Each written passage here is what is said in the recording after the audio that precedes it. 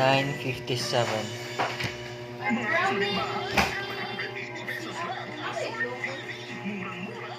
Wala eh. Enjoy ang malinaw at widescreen na panonood ng mga paborito mong TV5 shows. Kaya bili na ng Sulit TV, powered by TV5. Hi, Dad. I am Ellen from Hollywood. Let's play Gimme Five. Choices on the board. Timer ready. Give me 5 on the board. Experience the fun, Hulan and Paltaken. To audition, Pumunta Lang Dito Sa TV 5 Media Center. Wednesdays to Fridays, 3 p.m. to 5 p.m. You can also send your audition video to gimme5player@gmail.com.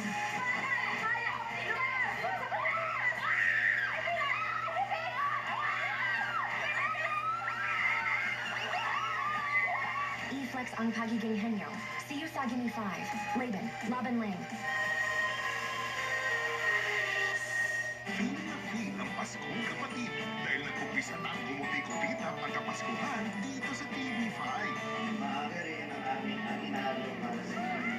Nagpapaw ang saya at ligaya dahil sa mga sorpresa na hatid ng ating mga bagong programa. Paparating na rin ang inaabangang tinig ng Pasko Choral Competition. Laging tumutok sa TV5 para sa mas feel na Paskong Kapatid.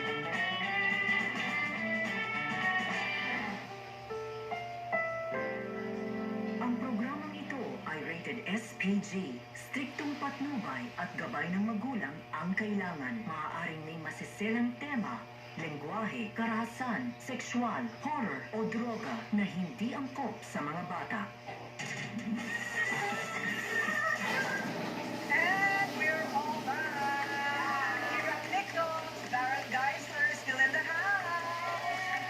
At para mag-share ng kanyang matitinding pinagdaan ng mga karanasan sa pag-inom, ayan, alcohol, kasama rin natin ngayon si Jonathan Jegs Reyes, isang reformed addict. Paano nagsimula ang pagiging alcoholic mo? Well, like back when I started at 12, you know, everybody's doing it at home then. So my father is an alcoholic also. So I started there. Nakita ko sila. So ginaya ko rin. So, and then it escalated eventually when I was older. So tuloy-tuloy lang yung alcohol and drugs. Pero ikaw, ang iniinom mo nun muna yung alak na available sa bahay. Kumbaga, pagbukas mo ng ref, may mga beer doon na pwede mong Meron kuslit-kuslitin. din, meron din. Saan pinapayagan ka? Hindi ako Tinatago mo. Tinatago. Oo, pero accessible. Kasi mahirap bumili sa tindahan minsan. Oo. Bali yung bote ng whiskey doon, papalitan mo ng ano. Ng coke, malag na ako. Hindi mo masama yung lasa ng alak pag 12 ka. Well, you're in the experimental stage, so you try it, Yeah. and then, you know, even if you don't like it, titiisin mo hanggang sa magustuhan mo na yung tama, yung feeling. Anong una mong ininom? Beer. Beer mo na, beer. Oh, ano yung kailan mo na-realize na ito na, addict na ako, alcoholic na ako, kailangan ko, yung sabi nga namin na you hit rock bottom and then you realize na you have to go into rehab. Well, there were so many things that has happened in my life, like Baron, no? So, mahanda ay natanggal ako sa trabaho, ganyan, I become violent with family, I become abusive, tapos, pero nung nandun ako sa time na yon, hindi ko naisip magbago. Until talagang I was sent to rehab. May intervention, pinilit ka, yung iba tinatali pa, ha? Straight jacket, Hindi, pinapati na sinundo lang lang yan. ako sa bahay, tapos dinala na lang ako Pinapot sa na lang. rehab. Yeah. Effective ba yun pag against sa'yo yung ano mo? Pagdating mo, anong unang initial reaction mo sa rehab? Siyempre galit ka, budget. Sino bang gusto magpa-rehab? Pero eventually, they teach you how to, you know, kung bakit ka nandun, you realize a lot of things that you take for granted, yung mga tao nasaktan mo. That's when you, One time lang o balik-balik ka? isang beses lang. Wow! Pero paano katagal ka na doon sa rehab?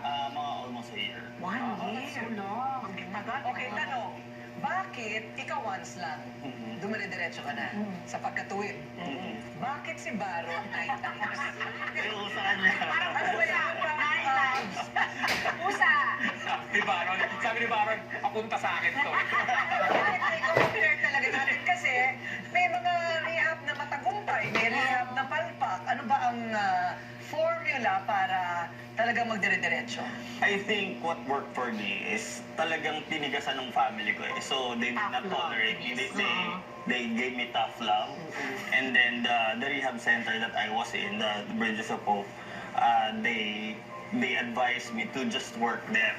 So when I was working there, siyempre, I was constantly checked. So wala akong magagawa kundi dumiretso talaga. Until I liked it, I like helping others like me.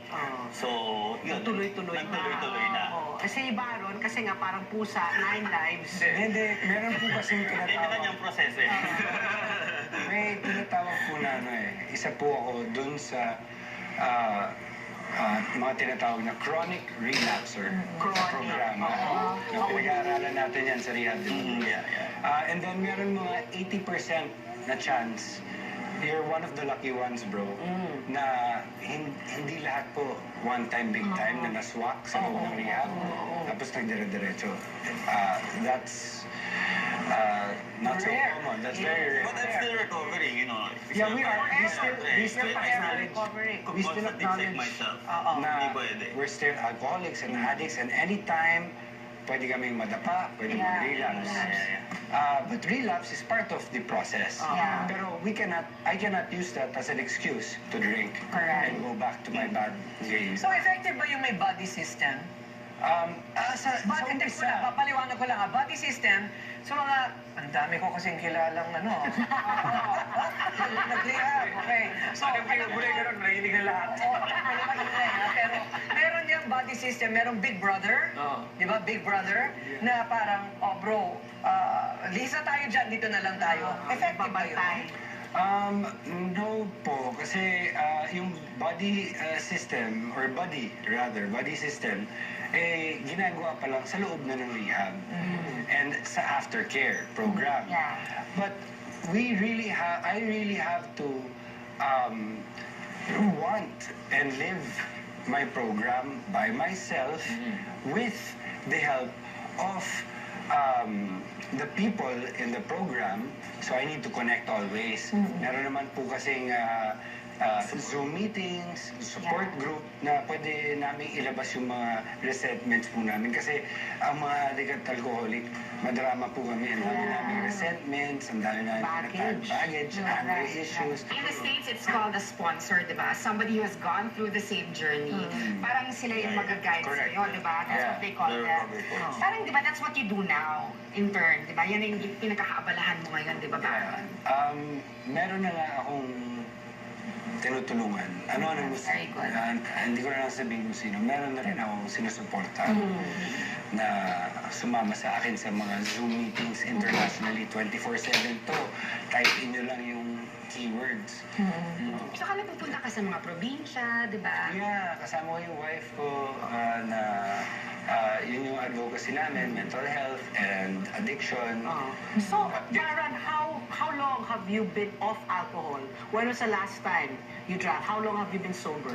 I've been sober for a while. Which is?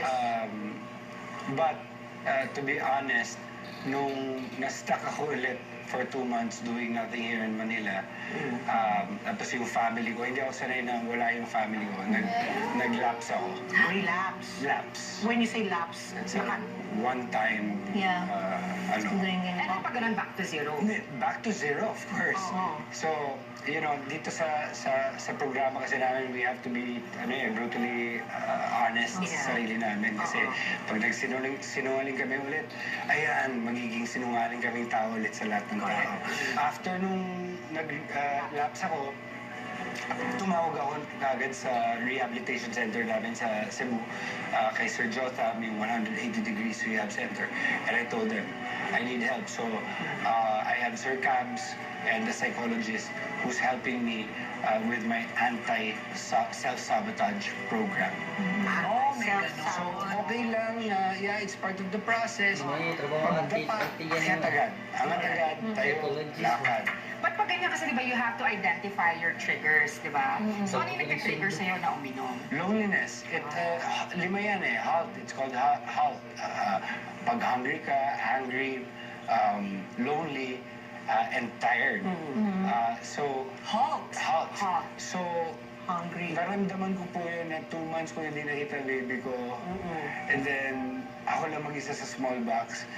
And then after kung mag-lapse, nung nandun yung guilt and shame, nagpunta po ako sa meeting, mas malaki po problema sa akin yung mga tao doon. Hiniwalay ng asawa, di nila makita yung anak nila. And doon ko nakita na, Baron, you should be grateful for you have work, you have this, you have that. So naka-bounce ba ako kaagad. Thanks to the program. So, kailangan talaga pinapaalala yung blessing sa buhay. Attitude of Importante gratitude. yun. Okay. Sa cancer, masasabing ikaw ay Cancer-free. nagamot na, cancer-free after 5 years of remission. Sa alcoholism, how long before you are entrusted to take a sip and not go beyond that, or take a glass and not beyond that? Okay. Social drink. For me kasi, I'm built different. I know that I'm built different. I'm an alcoholic. So, definitely, hindi talaga ako pwede mag-uminom kahit konti.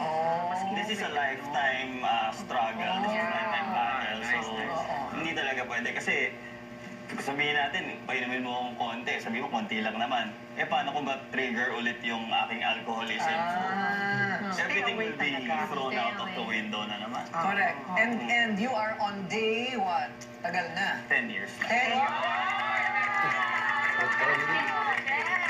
At ang dami-dami nating natutunan sa mga na-share ninyo, Baron and Jex. Thank you so much. Salamat sa tiwalang ibinigay niyo sa amin.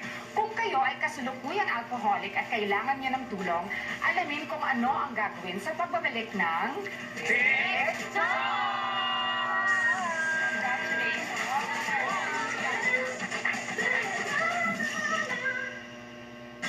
Nakakahiya. Baka makita nila yung underarms ko. Try Nivea Extra Brightening Deo. Now in sachet. Get protected and extra bright underarms with 50 times more vitamin C plus collagen boosters. The #1 liquid deo brand now in sachet. Life goes by fast. Make sure you can keep up with PLDT Homes, the Philippines' undisputed fastest internet. Nakita na yung suspect sa pumatay kay Amanda Baraneta. It's your beloved stepmother. Hindi mamamatay tao si Diana. Hindi ako naniniwala posibleng si Ma'am Diana ang pumatay sa lola niya. Cheers to you. Diana.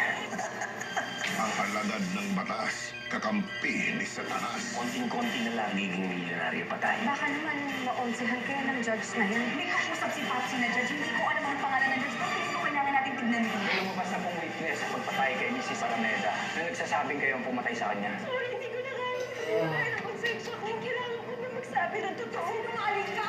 Nagsimula na ang tulungan ng mga putas. Sa Diyos, pupunta ang lahat. Doon sa mga unan, partially damaged na po siya. Mag-i-interview po kami, kung nag-gather po kami ng mga evidence po. Sa panahon ng simbahan, hindi kagad yung supernatural phenomena. Kinakailangan tingnan muna natin sa mga praktikal na mga sirkumstansya at saka consideration. Para na rin sa ikapapanatag ng loob ng mag-asawa ang imahen matapos pabasbasan sa simbahan na pagdesisyonan na rin nila sunugin.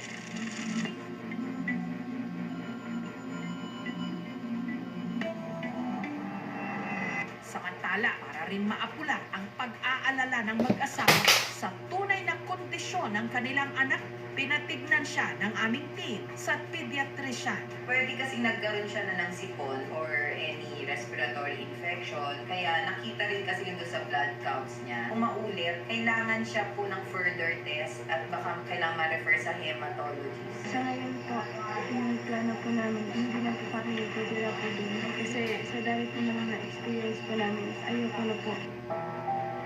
Kapag nagdadasal naman kasi tayo, ang ini-invoke natin dito ay yung presensya ng Diyos. Kasi naniniwala tayo sa pagdarasal, yan ang komunikasyon natin, yan ang linya natin sa Diyos. Gaya ng sinisimbolo ng Sagrada Familia, umaasa si Rose na malalagpasan nila ang nagngangalit at naglalagablab nilang mga problema basta't sila'y buong pamilya.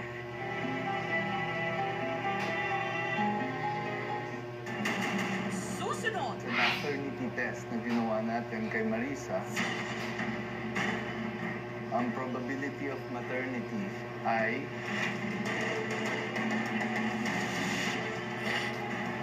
Makukumpirma na kaya ang hinala ni Trisha at Marisa na nagkapalit nga ang kanilang mga sanggol? sa DNA maternity test na ginawa natin kay Trisha. Walang bibitaw dahil ang katotohanan nagkikimbal sa sambayanan. Ang probability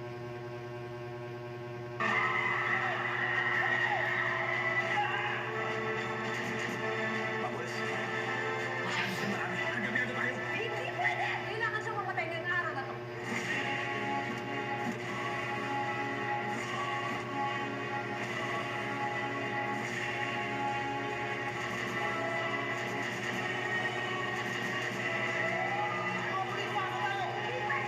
DJ Swatang Quiapo. I love you. Alam mo, di ba? Taguan ng kataksilan. May dalawang klase ng lalaki sa mundo. Yung nangangaliwa at yung nahuhuling nangangaliwa. Yung dati ni Denise. Kausap siya ngayon ni Sandra. Habulan ng mga may nalalaman. Kasabot ka namin tapos ngayon magkukunwari kang loyal friend. Hindi ba pumasok sa isip mo na baka nagkukunwari lang siya walang alam? Delikadong ginagawa mo. Ikaw ang delikadong ginagawa. Galing ka. The wife is here to play. Kasi ito talaga. Mag-rest kapag may time ha. Alam ko ang lahat ng tungkol kay Tony. Hindi siya marunong magtago ng mga sikreto. Instinct na namin yun. Hindi lang. Mga lalaki ang may instinct. Sorry. Sa pagdududa at pag-pressure ko sa'yo. Gumawa ko yun kasi mahal-mahal kita. The world of a married couple. Weeknights, 10:15 p.m. Isa sa mga nangungunang rehabilitation center for alcoholics, drug dependents at gambling addicts ang Bridges of Hope. At kasama natin ngayon ang Senior Program Director ng Bridges of Hope Rehabilitation Center. Walang iba kundi si Mark Ian Mendoza. Hi, Mark! Welcome to Mendoza. Boss Mark, mabilis ang tanong, kaya dapat mabilis ang sagot. Kung araw-araw ka bang uminom, parang ano ka na, addict ka na, alcoholic ka na. Depende pa rin po yan sa edad mo, sa dami ng iniinom mo, and sa sitwasyon mo sa buhay. If there's a change in behavior and in your way of thinking, that's a sign of alcoholism already. Or better term for it is alcohol use disorder. Alcohol use disorder. Kasi hindi kapag napupunta sa masama nga, Oo, yung ginagawa mo. Kasi kung tawa-tawa ka lang. Wala eh. Oo. Parang hindi ka nireklamo ng barangay hanggang wala kang ginagawang problema. So pag umiinom ka, tapos tahimik ka, tapos kahit minsan ka na umiinom, tapos nagwala ka agad. Oo. Reklamo na, medyo So if mag-isa ka lang na umiinom, alcoholic ka na ba? If you wanted lang to drink sa bahay, Yeah. pa-relax or Oo, sa bahay. Unwind. unwind, Yeah. still depende pa rin po yan eh. Depende pa rin po talaga. Pero kung lagi mo nang naiisip ang pag-inom ng alak, alcoholic ka na nun. That's a sign actually. of, It's a sign. Pag naiisip mo na, Naiisip mo na siya. When should there be intervention? Ibig sabihin, kailangan talaga yung mga nagmamahal sa'yo sa buhay, tatawag na sa Bridges of Hope. Anong gagawin namin dito tungkol sa kapatid namin, anak namin, asawa ko, ano?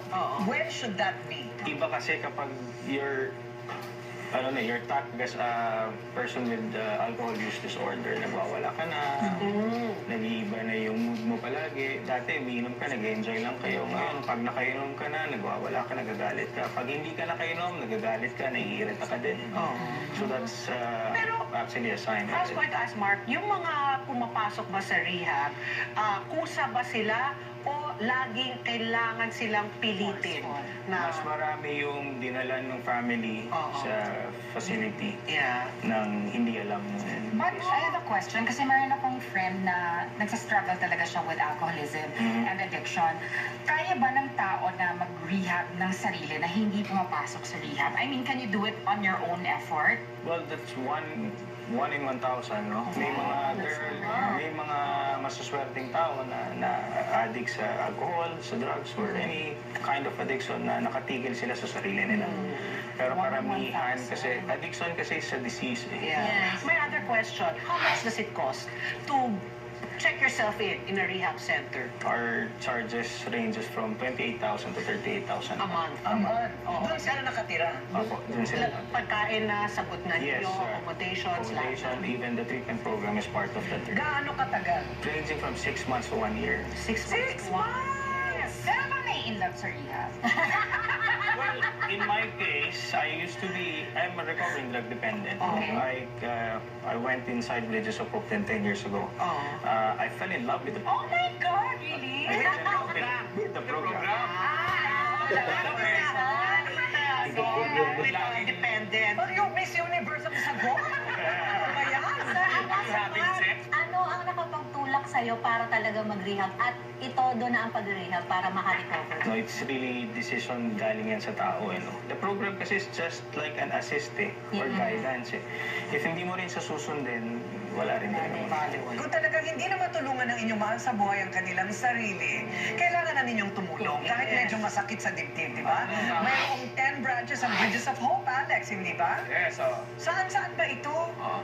Ang aming headquarters or main branch is in BF Homes, Parañaque. We also have one in Quezon City, Binangonan, Rizal, Baliwag, Bulacan, Angeles City, Pampanga, Los Baños, Laguna, Imus, Cavite, Naga City, Bicol, and we also have one in Cebu. Well, literally, ang Bridges of Hope ay tunay na tulay para makapunta sa pagbabagong buhay and many other rehabilitation centers. Nagsisimula yan sa pag-amin na mayroong problema. Okay? You have to admit. Salamat, Mark Mendoza, for sharing your story and expertise with us. Thank you so much. There's more to our usapang lasing sa pagbabalik ng TikTok!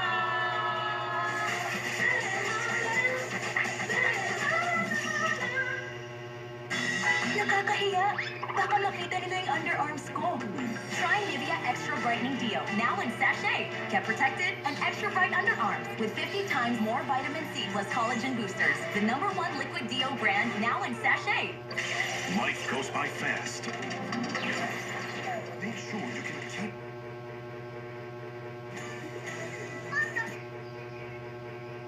Philippines' undisputed fastest internet. New Sunsilk Anti-Dandruff. Make tea tree oil to strengthen scalp against dandruff. Aloe vera and sunflower seed oil that nourish hair. Magubad 10 seconds, ihap ko. tanggal dandruff na, paligid ng healthy hair path. New Sunsilk Anti-Dandruff. I am Mom, she's the dog. Oh. Kaya't sumayaw, kasabay ang kung fu. It's a very good day for a very good kwentuhan. Our friendship, I value it forever. Kasama si Mother, Miss Dolly De Leon. Yung perseverance ni Miss Dolly nakita natin. Sobra po yung totoong tao. Ako hindi ko ito ginawa mag-isa. Maraming tumulong sa akin. Talaga sa totoong buhay, a very good girl. Magandang buhay! Nakikinig ka na talaga kay Albert. Hindi naman talaga siya mahirap mahalin. Paano naman si Tanggol? Hindi ba dapat ipakilala mo na si Tanggol bilang tagapagmanang? Hindi ko rin nakamasipag sa bata niya. Sir, totoong mga nakita. Sir, May para sa buhay. Pero kung hindi makapatay sa'yo si Congressman si Villa, hindi ko po kayo yung gusto sa akin. sigurado ko hindi bibigyan na si Tanggol. Mga kaibigan, kapag sinuwan mo ang utos, hindi mo na sila makikitang buhay. Sa laki ng nakasalalay, sabay magtatagumpay. Alam mo na gagawin mo. Huwag mo akong bibiguin. Marami ka ng taong pinhirapan. Tawa ka sa akin. O sasablay.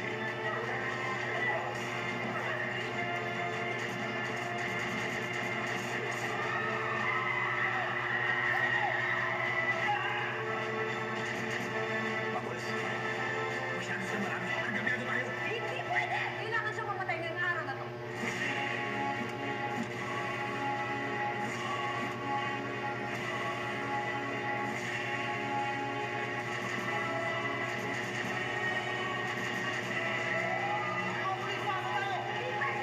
DJ Swatang Quiapo. I love you.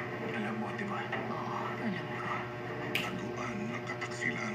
May dalawang klase ng lalaki sa mundo. Yung nangangaliwa at yung nahuhuling nangangaliwa. Yung ganda ni Denise. Kausap sila ngayon ni Sandra. Habulan ng mga may nalalaman. Kasabot ka namin tapos ngayon magkukunwari kang loyal friend. Hindi ba pumasok sa isip mo na baka nagkukunwari lang siya? Walang alam. Delikadong ginagawa mo. Ikaw ang delikadong ginagawa. Balimbing ka. The life is here to play. Napakasipag mo talaga. Mag-rest kapag may time out. Alam ko ang lahat ng tungkol kay Tony. Hindi siya marunong magtago ng mga sikreto. Instinct na namin yun. Hindi lang. Mga lalaki ang may instincts. Sorry sa pagdududa at pag-pressure ko sa'yo. Gawa ko yun kasi mahal-mahal kita. The world of a married 10:15 p.m. Ako si Bimbo. Hindi man ako mayaman sa material na bagay. Mayaman naman ako sa pagmamahal. At pangarap. Ma'am, think positive. Magkakaroon tayo ng pera. Yayaman tayo. Pero hindi pa po ngayon. Miko! Oh, Si Lolo Nene na aksidente! papagamak natin yung mata niyo bago kayo tuloy mabulag. Wala tayong pera. Yung pagkukuha ng mata niyo, makakahanap ako niyan. Pamaksakin!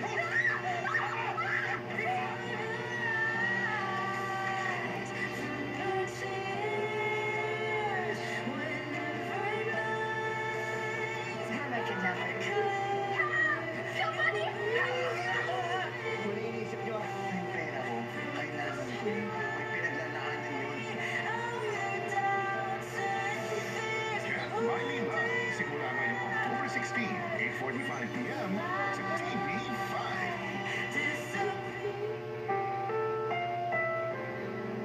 Ang programang ito ay rated SPG. Striktong patnubay at gabay ng magulang ang kailangan. Maaaring may masiselang tema, lengguwahe, karahasan, sexual, horror o droga na hindi angkop sa mga bata.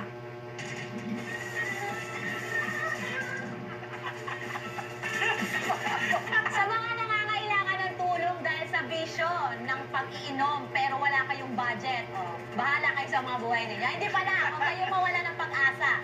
At panoorin nyo ito. Sa bayan ng San Antonio, Nueva Ecija, kung saan simple ang buhay. Ang mga nagdaan sa pagkalulong sa mga bisyo na ilalayo sa tukso at binibigyan ng pagkakataong makapagsimula ulit. Nagsimula ang Ako ang Saklay Center sa pagtulong sa mga persons with disabilities. Pero noong nauso ang Tokhang 2017, sinimula ni Father Arnold Abelardo na tanggapin ang mga drug dependents. So, out of mercy and compassion, tinanggap po namin sila at pinatuloy dito para sila ay maalalayan. Mula noon, libo-libo na ang nakalinga ng Ako ang Saklay Center at nabigyan ng bagong buhay. Ina-assist po namin sila, i-interview, and then, based po sa assessment namin, doon po namin, kinikita po ano po yung mga needs. Meron kami dito na pupunta ang isang ina o isang misis. Sabi ay, Father, pwede ko bang tulungan yung aking mister? Kasi wala na po siyang control. Pag nakainom po siya, wala na sa sarili. Nagwawala lagi, hindi na po namin kaya. Ang mga residente dito ay namamalagi mula 3 buwan at meron din bumibilang ng taon. Isa sa mga piniling manatili rito, si Francis. Kasi po kung nasa labas din po ako ngayon, sigurado po na kung meron pong may galit sa akin, kaya po nila ulit akong ibalik kung ano po yung dating kinagisnan ko. 2 buwan na nakulong sa City Jail si Francis nang nasangkot sa gulo ng dahil sa kalasingan. 2 taon naman siyang nakulong ng dahil sa droga. Doon ko po naranasan lahat ng hirap na sinasabi ko nga po lagi na hindi ko na po babalikan kailanman. Dito sa Ako ang Saklay Center, kumpleto at maayos ang pasilidad. Dito kami nagkukwentuhan, nagbibidyoke, kumakain, nagmimerienda, kasama po ng aming mga inaalagaan. Para maengganyo ang mga residente sa kanilang pagbabagong buhay, tinuturuan din sila ng mga skills training tulad ng paggawa ng turmeric powder at mushroom production. Halos lahat po ng mga client namin, puro mahihirap talaga. Ang commitment namin ay tulungan namin yung mga marginalized sector. So, siguro magmula nung kami ay magsimula, wala pa siguro nakapagbayad sa amin. Pero tawa ng Diyos, andito pa rin kami. Sa mga nais humingi ng tulong o nais ding tumulong sa Ako ang Saklay Center, mag-send lang ng mensahe sa Facebook page ng Ako ang Saklay.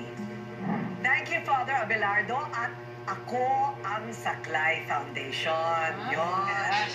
So, ano takeaway ninyo? Well, anyway, to me. Depende ako. Para sa akin, ang alcohol, per se, hindi masama.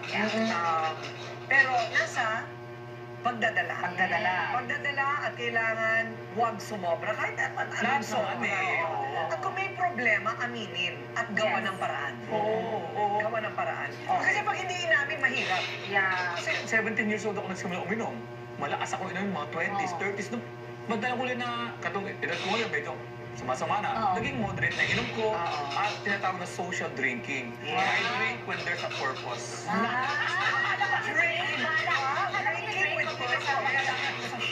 When you're drinking with Madam K, you drink with Madam K because there's a purpose.